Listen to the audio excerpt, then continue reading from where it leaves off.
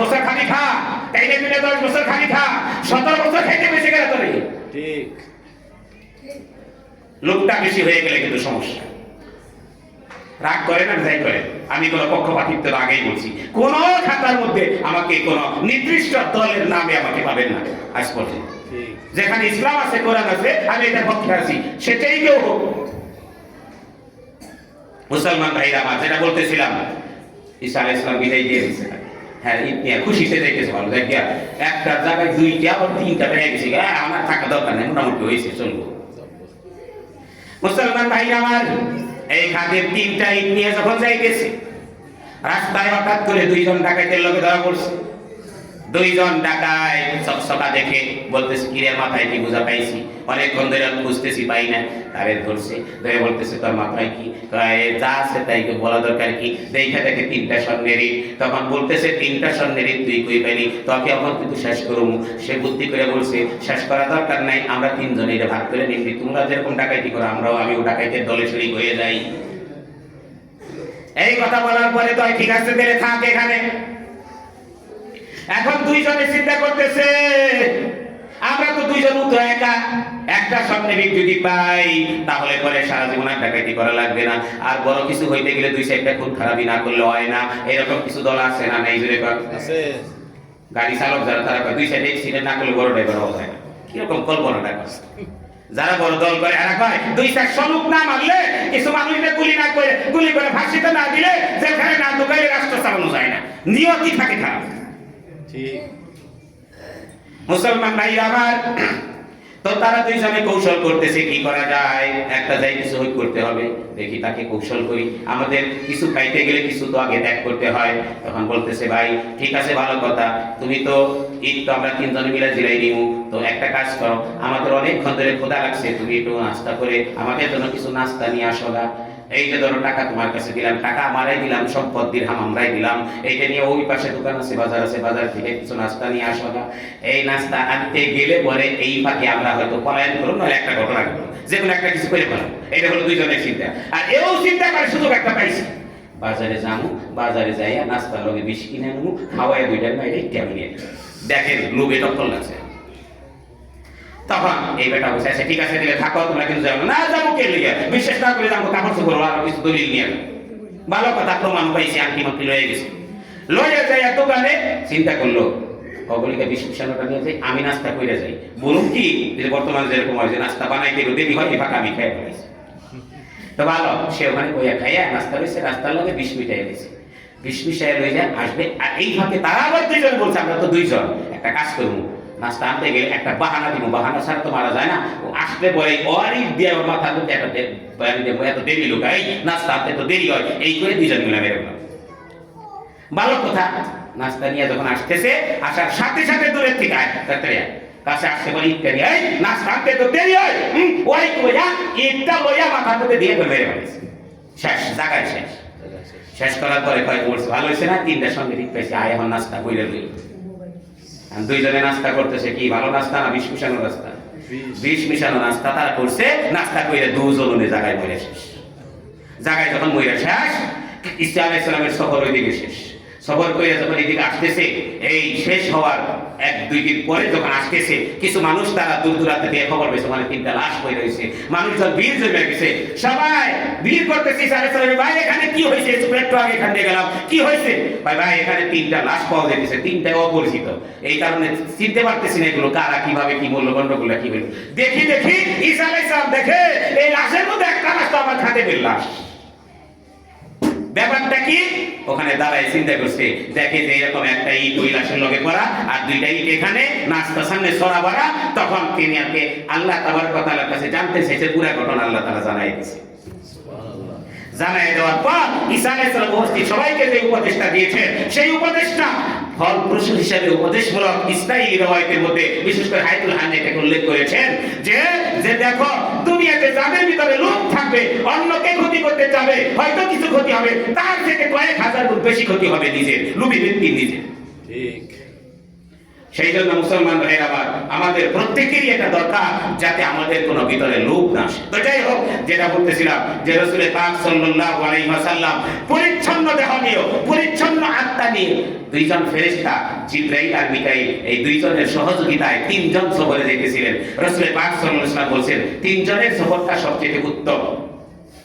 এটার মধ্যে আল্লাহ পাকের রহমত হয়। যদি নামাজের সময় হয় একজন ইমামতি করে দুইজন মুক্তাদি জামাতের সব করে এটা পেয়ে যাবে। সুবহানাল্লাহ। আরেকটা কারণ আছে, একজনের যদি ইস্তেনজার প্রয়োজন পড়ে তাহলে পরে দুইজন থাকতে পারবে, কারণ একা থাকলে তো ভয় পেতে পারে।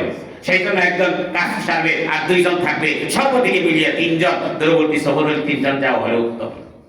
পাশাপাশি যদি আপনার একা হয় তাহলে পরে সেখানে ক্ষতিকারক ভয়ঙ্কর বিভিন্ন কিছু নামাজের সময় হলে, এমনকি যে আমি এই কয়েকদিন আগে যে সফরে গেলাম গাইবান্ধা, একাই ছিলাম তো নামাজের সময় এসে এক হোটেলের মধ্যে শীতের দিনে যে সুইটার টুটমুট গায়ে দিয়েছি যে আর অজু যে করবো এগুলো খুলে রাখবো কোথায়, আমার তো কেউ নাই।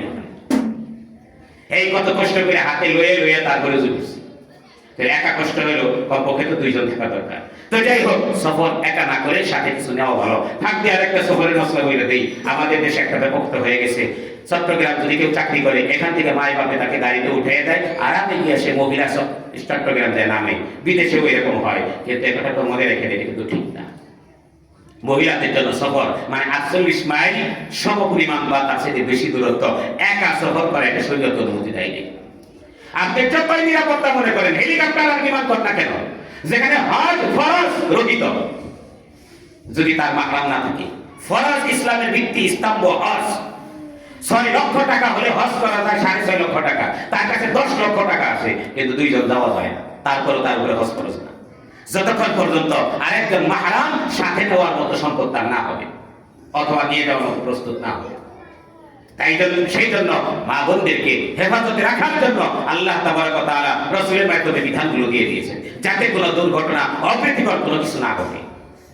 সেই জন্য সফরে যতটুকু 48 মাইল দূরত্ব, হ্যাঁ এখান থেকে যাচ্ছে এই আশেপাশে কোথাও কাজ করতেছে, অথবা 48 মাইলের ভিতরে সবার যাইতেছে, তারপরে কি আপনার এই চন্দনা কালীপুর যাইতেছে, এইটা শরীয়তে প্রয়োজন ছাড়া ভালো না, কিন্তু গুনাহ হবে না, এটাও জায়েজ আছে। কিন্তু 48 মাইল দূরত্ব হয়ে গেলে একটু গুনাহ হবে। ডাইরেক্ট হাদিস বিশুদ্ধ, এটার মধ্যে নির্দেশ দেওয়া আছে যাতে কোনো মহিলা মাহরাম অথবা স্বামী, মাহরাম বলতে নিজের রক্তের সম্পর্ক আত্মীয়, যাদের সাথে বিবাহ হারাম, আর স্বামী এর সাথে যাতে সে মসিরা সফর, যেটা এই পরিমাণ সফর যাতে সে না করে, এটা যাতে না করে, এটা নিষেধ। সেই জন্য সংক্ষেপে বলে দিলাম, কারো কোনো সন্দেহ লাগলে সেটা আলোচনা করে দিবে। তো বলতেছিলাম যে রাসূল পাক সাল্লাল্লাহু আলাইহি ওয়াসাল্লাম তিনার সঙ্গে দুইজনের সঙ্গে তিনি সফরে যাচ্ছেন। কোন সফরে? পৃথিবীর সর্বশ্রেষ্ঠ সফর, আল্লাহর দরবারের সফর। সুবহানাল্লাহ। মক্কা বাইতুল্লাহ থেকে নিয়ে বাইতুল মুকাদ্দাস থেকে এবার আল্লাহর দরবারে পৌঁছতেছেন দুইজন ফেরেশতা, একজন হলো জিবরাইল, আরেকজন মিকাইল। দুইজনের মাধ্যমে গেছেন যে সর্বপ্রথম প্রথম আসমানে যায় তাকে গেট লক, সরাসরি বিশুদ্ধ বুখারী মুসলিমের ঘটনা, গেট লক। সেখানে গেটের মধ্যে টোকা দিছে, আওয়াজ করছে বলে ভিতরের থেকে আওয়াজ আসছে। হ্যাঁ, ভিতরের থেকে আওয়াজ আসছে। কে? বলতেছে আমি জিবরাইল। ও আপনি জিবরাইল, আপনি তো পাশ আছেই, আপনার সাথে কি কেউ আছে? বলে হ্যাঁ, আমার সাথে আছে নবী মুহাম্মদ। সুবহানাল্লাহ। দেখেন গেটের দারোয়ান যে আছে, অনেকে আছে গেটের দারোয়ান বড় লোকে দেখায়া সিআর দিয়ে তার বাইরে বসিয়ে রাখে। এই মিয়া, গেটের ভিতরে নিরাপদ বেশি না গেটের বাইরে নিরাপদ বেশি?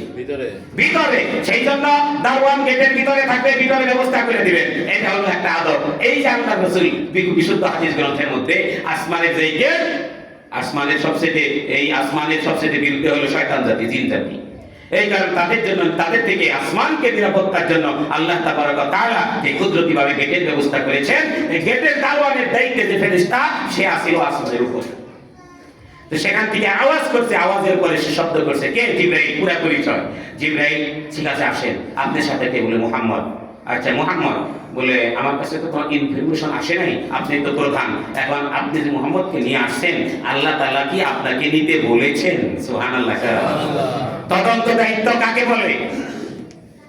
সতর্কতা ইসলামী শিক্ষা দিছে, সতর্কতা ইখতিয়ার। জিবরাইলের জগতে ফেরেশতা পরিচয় দিছে, আর কয় টুকিন আপনি একসাথে আপনার লগে সবটি ঢুকেন। দাওয়াত দিছে 2-4 জন বা 5 জন, হ্যাঁ লগে গেছে 20 জন, সবটি নিয়ে ঢুকল লইছে। এত মানুষ কারা? এই সব আমার সাথে। থাকলেই হবে, পাঠানো হয়েছে কিনা, অনুমতি দেওয়া হয়েছে কিনা সেটা তদন্ত করতে হবে। হাদিসের মধ্যে আসছে যাকে মেহমান হিসেবে দাওয়াত দেবে শুধু সেই অগ্রাধিকার। যদি মেহমানের সাথে অন্য কেউ অতিরিক্ত যায়, যাদের হিসাব তাদের কাছে ছিল না, তাহলে পরে রাসূলের সহিহ হাদিস দ্বারা প্রমাণিত, রাসূল জিজ্ঞাসা করছেন আমার সাথে তো 2 জন বা 3 জন লোক এসে গেছে, এখন যদি তুমি অনুমতি দাও ঢুকবে, অনুমতি না দিলে চলে যাবে। সুবহানাল্লাহ, সুবহানাল্লাহ। এই কেমন বিয়া শাদী এগুলো, যে বিয়া শাদীর মধ্যে দাওয়াত দেয় কত, আপনি সর্বোচ্চ কত কয় 35 জন, বেশি না তো বলে না, পরে কইটা দিয়ে 58 জন হয়ে গেছে। এরকম হলো ঘটে 58 জন না, 35 জনের জায়গায় যদি 36 জন হয়, তারপর আপনার যে অনুমতি দিতে হবে, তাদের হিসাব করার টাইম নাই, তারা ব্যস্ত। আপনার যে জিজ্ঞেস করতে ভাই বলছিলাম তো 35 জন লোক, একজন বেশি হয়ে গেছে, সমস্যা নাই তো? যদি বলে না সমস্যা নাই, চলে যাবে। আর যদি কয় একজন বেশি হয়ে গেছে, আমরা তো এটা ফলো করি না, আচ্ছা তাহলে অসুবিধা নাই, হয়তো সে চলে যাক। অথবা আমাদের খাবার দিনা আমাদের লগে বসে খাওয়া, আমাদের খাবার। এক কথায় হাদিসের মধ্যে এটাই আছে যে তাকে সাথে না নেব, সেই জন্য এইটা যাতে না হয়। দাওয়াত যারা গ্রহণ করবেন, হ্যাঁ আগে যদি জানাই দেন, এখন এস্টিমেট সবকিছু তৈরি হয় নাই, জানাই দেন যে 35 জনের কথা বলছিলাম, আপনার আর 5 জন বা 10 জন যদি বেশি দেয় অসুবিধা হবে কি? যদি অনুমতি দেয় দিলে, অনুমতি না দিলে যাওয়া ঠিক না। কেন একজন মুসলমানকে কষ্ট দিবেন? কষ্ট কি খালি থাপ্পড় লাগাইলে আর বেত্রাঘাত করলে আর চুরি ডাকাত করলে? কষ্ট তো বিভিন্ন রকমের হয়। দাওয়াতের কথায় যা যাবো তার চেয়ে বেশি যাওয়া, এটাও একটা মানসিক কষ্ট, মানসিক চাপ। যাই হোক ভাই, কথা অন্যদিকে চলে গেল, আনুষ্ঠানিক কথাগুলো উপদেশপূর্ণ বিদায় বললাম। আজকে এতটুকু পর্যন্ত রইল যে 2 ফেরেশতার সাথে নিয়ে রাসূল পাক সাল্লাল্লাহু আলাইহি ওয়াসাল্লাম সহ 3 জন প্রথম আসমানে গিয়ে গেটের দারোয়ানের কাছে অনুমতি চাইলেন। দারোয়ান তদন্ত করলেন, কে জিবরাইল, সাথে কে মুহাম্মদ, আপনাকে আমার জন্য পাঠানো হয়েছে বলে, হ্যাঁ পাঠানো হয়েছে অনুমতি। এই অনুমতির কথা সাপোর্ট করার পর প্রথম আসমানের দারোয়ান এই রাসূলের জন্য আর 2 জন ফেরেশতার জন্য গেটটাকে খুলে দিয়েছে। খুলে দেওয়ার পর প্রথম আসমানে গিয়েই দেখেন সর্বপ্রথম দারোয়ান এই গেটের পাশেই হযরত আদম আলাইহিস সালাম বিশাল বড় ফুল বাগানের মধ্যে বসা। সুবহানাল্লাহ। এরপরে কি হলো আল্লাহ তৌফিক দিলে ইনশাআল্লাহ সামনে বলবো। আল্লাহ তাবারক ওয়া তাআলা আমাদের সবাইকে আল্লাহর সান্নিধ্য লাভ করার জন্য রাসূলের পাকের আদর্শে এবং তরিকায় চলে আল্লাহর নৈকট্যতা অর্জন করে কবরে যাওয়ার তৌফিক দেন। সকলে বলেন আমিন।